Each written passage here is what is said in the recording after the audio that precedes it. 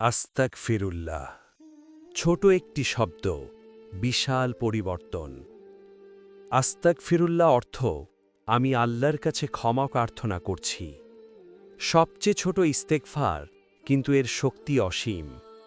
যারা নিয়মিত এই তাসবিহ পড়েন, তাদের জীবনে এমন কিছু দরজা খুলে যায় যা তারা কল্পনাও করতে পারেননি। অসম্ভব দোয়াগুলো সম্ভব হয়ে যায় আল্লাহর ইচ্ছায়।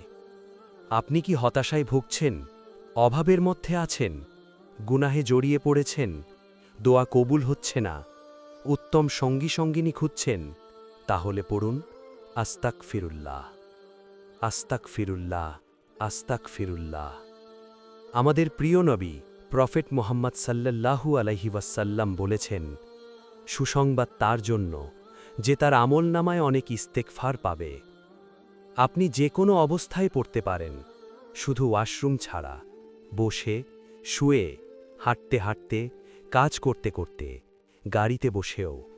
হয়তো একদিন এই ইস্তেগফারের বরকতে আল্লাহ আপনার দোয়া কবুল করে নেবেন, আর সেদিন আপনার চোখ ভিজে যাবে আনন্দের অশ্রুতে। তখন হয়তো আপনি বলবেন, হে আমার প্রতিপালক, আমি তো আপনাকে দেখে কখনো নিরাশ হইনি। হে আল্লাহ, আমাদের জিহ্বাকে ইস্তেগফারে ব্যস্ত রাখুন এবং আমাদের গুনাহগুলো ক্ষমা করে দিন। আমিন।